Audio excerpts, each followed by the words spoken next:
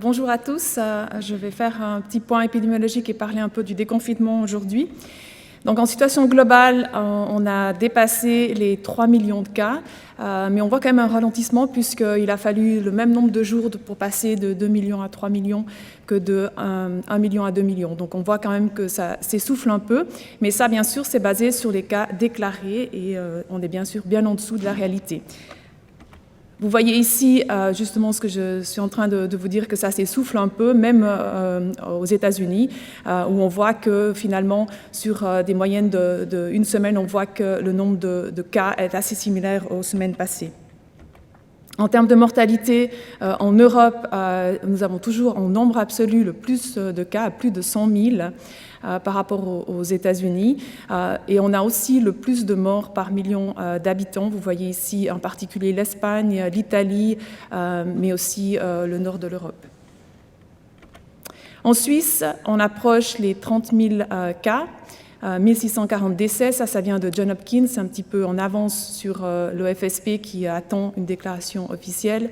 19% de cas actifs, donc vraiment on voit qu'on a bien dépassé le plateau, on est en train d'avoir beaucoup moins de cas par jour que le jour précédent. Et ça se montre bien sur cette courbe en bas à gauche, où vous voyez que ça descend. Je vous montre ici une simulation de Imperial College qui est assez intéressante, qui justement essaye de simuler l'effet des mesures de confinement qui ont été mises en place. Et j'ai mis en particulier deux en rouge qui ont un effet dans ce modèle beaucoup plus important, l'interdiction des événements publics, donc chez nous ça a été plus de 1000 personnes, et puis l'interdiction des rassemblements aussi de plus de 5 personnes. Vous voyez chaque fois clairement un effet sur le R0, donc le R0 c'est la capacité à une personne qui est infectée d'infecter une autre personne. Donc on pense qu'au début de l'épidémie c'était là ils ont estimé autour des 4, mais peut-être d'autres chiffres disaient entre 2,5 et 3,5. Et puis vous voyez que maintenant on est en dessous du R0, donc une personne infectée va infecter à peu près 0,6 personnes. Donc on aimerait rester en dessous du R0. Et puis vous voyez que les autres mesures en vert, qui sont probablement les mesures qu'on va lever le plus rapidement, sont celles qui ont eu le moins d'effet en fait aussi sur ce R0. Dans le canton de Genève, nous avons 4 760 cas, 6 cas entre le 26 et le 27, nouveaux cas, 239 décès, 2 décès entre le 26 et le 27. Vous voyez ici que le nombre de tests réalisés diminue, ça c'est des moyennes sur une semaine. De même que le pourcentage de positifs, il y a eu un grand pic dans la semaine du 22 mars et c'était lié à la stratégie de dépistage qui a fait un focus sur les gens avec toux et fièvre, donc les plus malades.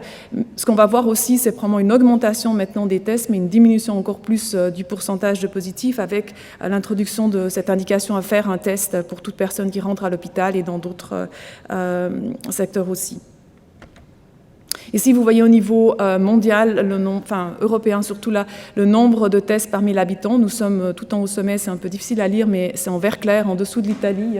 Donc au sommet de la liste. Donc on a fait énormément de tests par milliers d'habitants et on a continué à le faire tout au long et je pense qu'on va continuer maintenant parce que c'est vraiment une des stratégies du déconfinement.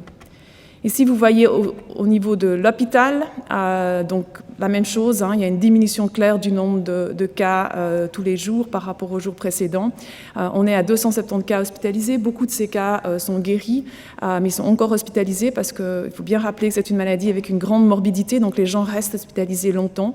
Vous voyez qu'on a 164 décès en milieu hospitalier et il y a eu 610 retours à domicile.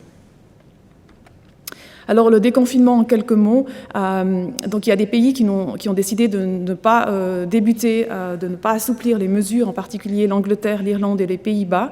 Si vous regardez le nombre de cas confirmés en forme logarithmique, vous voyez qu'eux, ils n'ont pas vraiment fait cette belle cloche qu'on voit pour la Suisse. Ils ne sont pas encore clairement en phase descendante où ils ont moins de cas aujourd'hui que hier.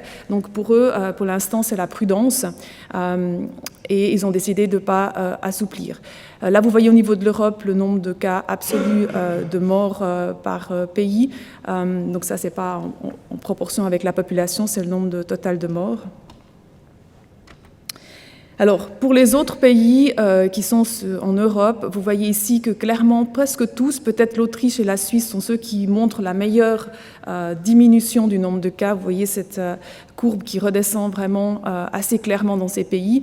Mais c'est aussi le cas pour la France, l'Espagne, l'Italie et l'Allemagne. La Suède, c'est différent, mais justement, eux n'ont pas mis certaines mesures de confinement, donc ils sont plutôt dans une phase toujours ascendante.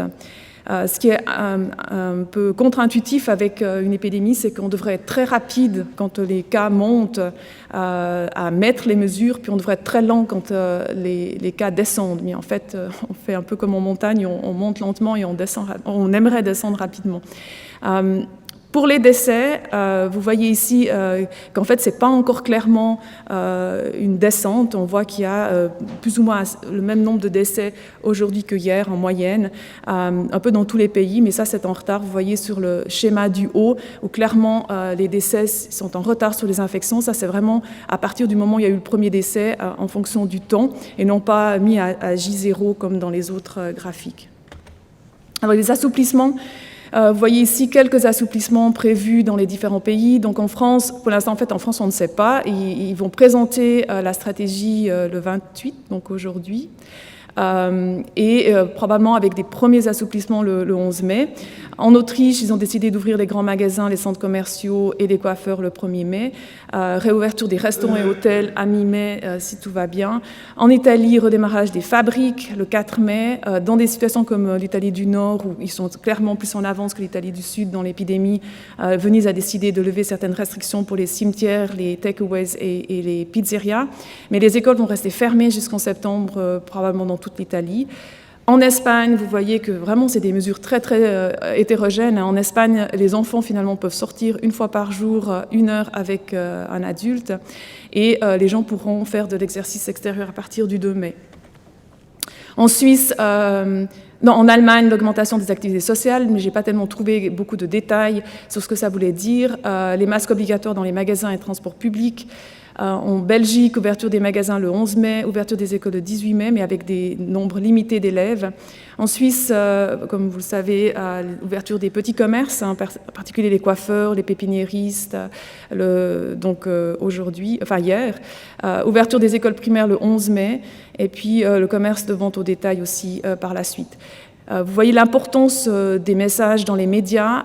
Donc pour le retour, les coiffeurs avancent masqués, mais je pense que le professeur Pittet sera d'accord avec moi que ce n'est pas exactement une utilisation du masque correcte. Donc les médias sont très importants dans ce moment du déconfinement. Alors en conclusion, donc vous voyez, il y a une hétérogénéité dans la levée des mesures. En fait, probablement personne ne sait ce qu'il faut faire. Tous les pays proposent un déconfinement quand même prudent. C'est vraiment tous les scientifiques qui vont essayer de retenir la levée des mesures. Ils proposent tous que ce soit en phase progressive et puis vraiment qu'on regarde un petit peu ce qui se passe au niveau de la courbe épidémiologique. Et puis voilà un petit dessin qui résume assez bien en fait cette période du déconfinement. Merci.